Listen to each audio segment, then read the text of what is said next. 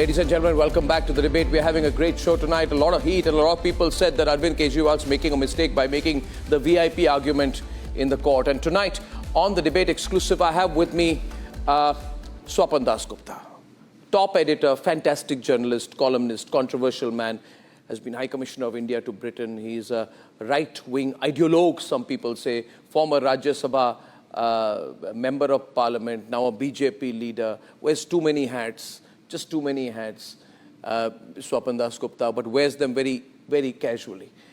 I have always regarded him like you have for his columns and his political analysis. So it was no surprise today when the New York Times commissioned him through an email to write an opinion piece on the quote-unquote appeal of Prime Minister Modi. Okay, so let me explain what this story is about. The appeal of the PM's BJP movement, or something to that effect, whatever that means. They even stated in the email that the opinion piece they wanted Swapan Dasgupta to write was how, quote-unquote, Narendra Modi has been the choice of millions of Indian voters. Though the Western media, quote, creates an adverse perception. Now, after the piece was written and sent, the New York Times decided to drop the piece and informed Swapan Dasgupta that this did not suit their political/editorial line.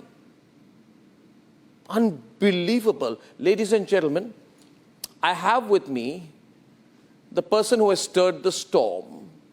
Swapan Dasgupta tonight will expose the reality of the censorship by the New York Times, which has positioned itself as the beacon of free speech. Swapanda, welcome. I want to begin by saying that I'm always hungry for exclusive, and I would love it if you would give me that column that was censored for me to publish on republicworld.com. If you choose to, I'll do that. I'll send it to you. Yeah, I'd love that. And I put it up tonight, big headlines, it'll go viral, fantastic. We're trying to get all the traction we can get on Republic World. Swapanda, what happened? What did you write? Tell us the story. Well, the point is, Arnab, it was the connection with the New York Times was made by an Indian writer who's actually pretty hostile to Narendra Modi, but whom I've known in Britain for a long time. And he said, why don't you write? I said, well, will they be even interested? He said, well, just wait. And so I got this email around March the 5th from a person who claims to be a person who solicits opinion pieces. And I did nothing about it for about 3-4 weeks. Okay. And then again, he reminded me, can we have an article from you? And I said, okay, fine. And he said, can you give us a potted version of what it is? And he'd stated all the premises, which you said. They wanted to know what is the basis of Narendra Modi's popularity in India. And there was a tacit admission that perhaps the Western media hadn't got it right. So it's understandable. Someone is wanting to know the other side of the picture. So I wrote one,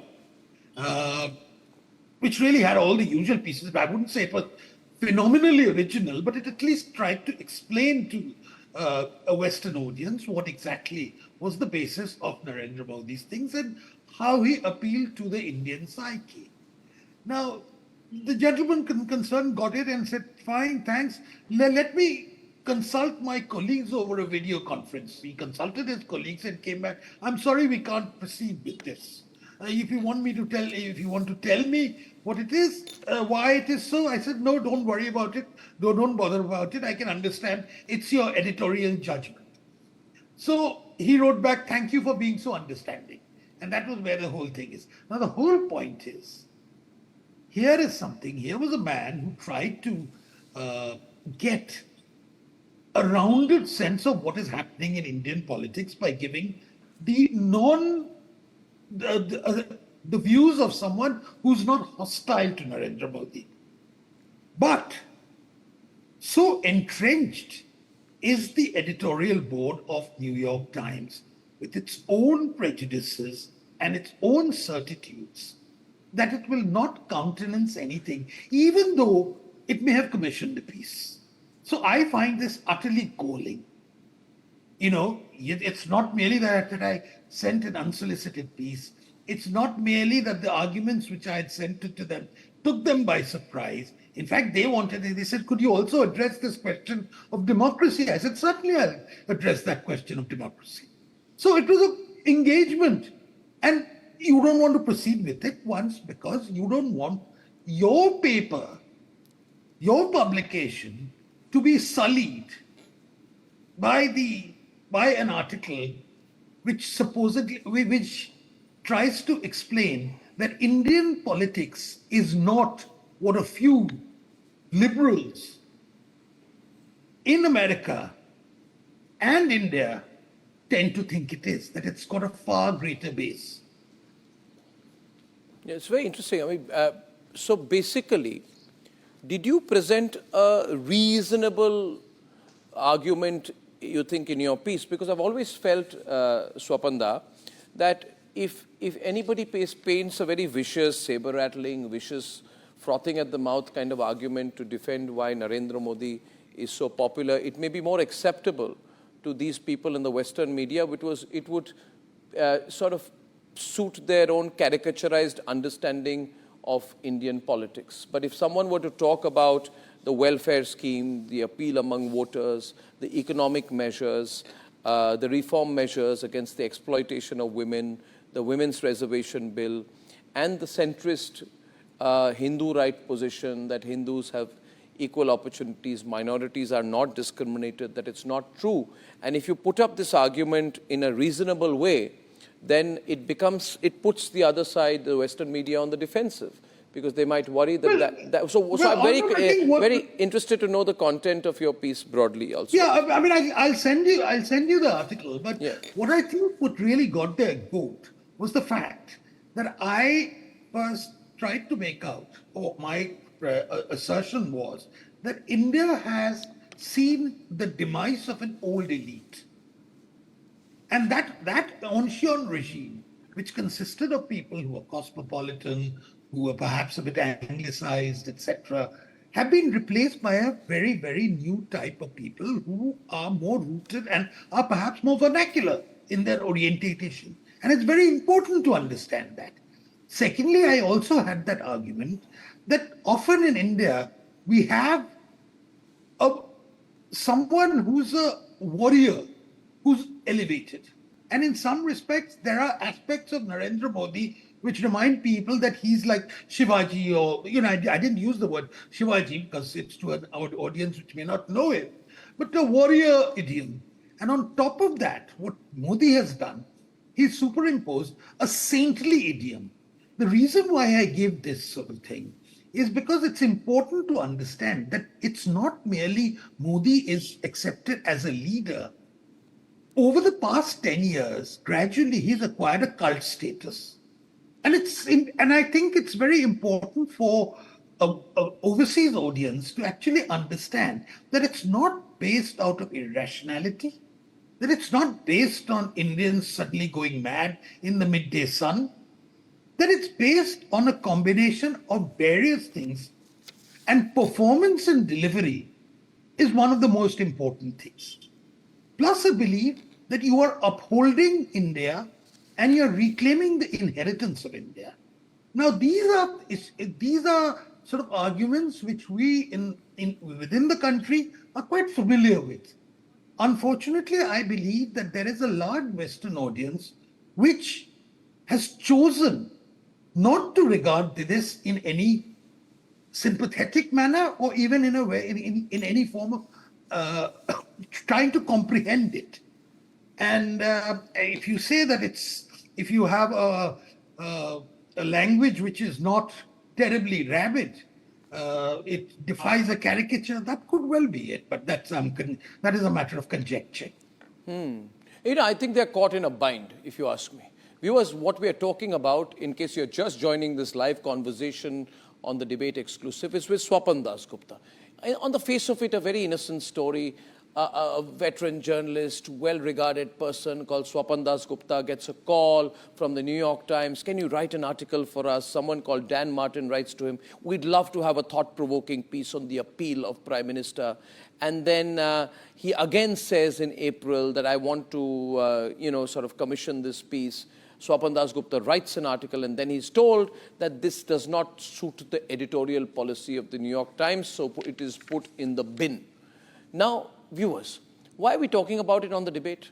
Because the fact is that many of you people consume, all of us, you, me, viewers, all of us, we consume a lot of Western media. And sometimes there is a problem in our country, Swapanda, sorry I'm editorializing a little bit, that anything written by a foreign publication is seen to be correct. And anything put out on a republic is seen to be rabidly right-wing.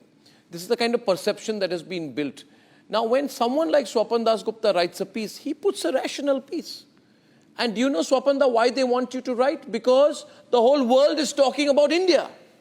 Their problem is that the country that is going to lead the world is ruled by a political party and an individual who they cannot fathom, cannot understand, and who they have caricatured for the last 10 years. So when a Swapan Dasgupta puts a reasonable argument presenting the democratic rise of the BJP and Narendra Modi, they can't stand it. They can't stand it. It does not fit their political snake charmers' view of this country. So that's my take on it. Swapanda, how do you view it? I mean, I'm sure the funny thing is you're contacted by all these people. Yeah, these days I'm a little more circumspect about who to answer and who not to answer, because sometimes they're sort of silly or sometimes rather minefield of questions. Like I got contacted this afternoon by an Australian thing who says, can we have your views on the BJP succession planning? I said, look, we're in the midst of an election.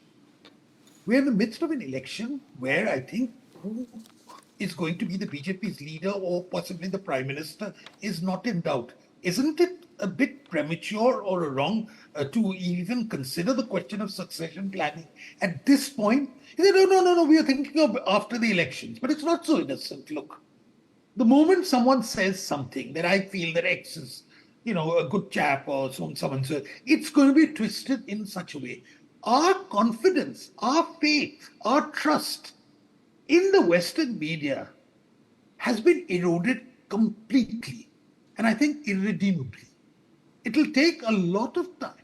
Remember in 2014, you had for the first time The Economist, a venerable publication, which is very good in terms of its understanding of world economic currents.